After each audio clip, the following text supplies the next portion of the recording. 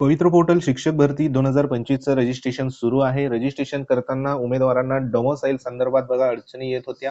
डोमोसाईल ज्या उमेदवारांकडे नाही, अशा उमेदवारांनी रजिस्ट्रेशन करताना कशा पद्धतीने रजिस्ट्रेशन करायचं, तर त्यासाठी बघा या ठिकाणी सूचना जी आहे, तर ती सूचना आलेली आहे.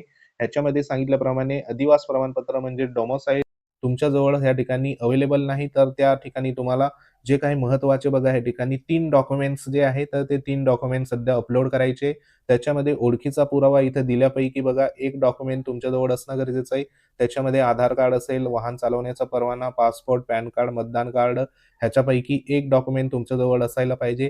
त्यानंतर पत्त्याच्या पुरावामध्ये पासबुक असेल, रेशन कार्ड असेल, भाडे करार असेल, टेलिफोन, गॅस, वीज देयक, मालमत्ता कर इत्यादी संदर्भात जे काही बिलं असेल, ह्यांच्यापैकी एक सध्या बघा तुमच्याजवळ असायला पाहिजे.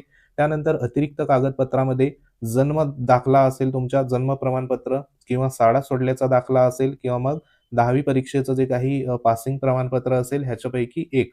म्हणजे आपल्याकडे बघा आधार कार्ड असतं, त्यानंतर ह्या ठिकाणी बँक पासबुक असतो, त्यानंतर तुमच्याकडे 10वीचं प्रमाणपत्र ह्या ठिकाणी असेल. मग हे 3 डॉक्युमेंट तुम्हाला एका पी-डी-एफमध्ये पी-डी-एफ जी असेल तर ती करून घ्यायची आहे. तिघी डॉक्युमेंट एकत्र आणि अधिवास असलेलं जे काही सध्या ऑप्शन आहे डोमोसाईल संदर्भात, त्या ठिकाणी तुम्हाला येस करायचं आहे आणि जी काही डॉक्युमेंट असेल तर हे तिन्ही डॉक्युमेंट एका पी-डी-एफमध्ये अटॅच करून जे काही सेल्फ सर्टिफाय आहे तर ते सध्या करून घ्यायचं आहे. मात्र इथं न थांबता तुम्हाला इथं सूचना दिल्याप्रमाणे जे काही तुमचं मूळ जे अधिवास प्रमाणपत्र आहे तर ते तुम्हाला लास्ट वेळेला म्हणजे तुमची निवड जर झाली तर डॉक्युमेंट व्हेरिफिकेशनला ते तुम्हाला सादर करायला पडेल. म्हणून जे काही तुमचं मूळचं डोमोसाईल असेल ते तुम्ही आता काढलं नसेल तर ते काढायला तुम्ही टाकून घ्या.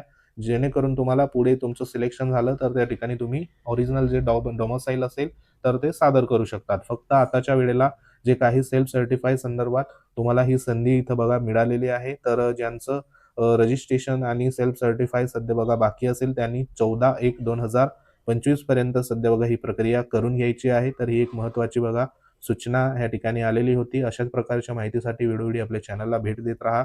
नवीन असाल तर चॅनलला आवर्जून सबस्क्राईब करून घ्या. काही कमेंट असतील तर कमेंट बॉक्समध्ये सध्या कमेंट करू शकतात. तर भेटू आपण पुढच्या अपडेटमध्ये. जय हिंद, वंदे मातरम.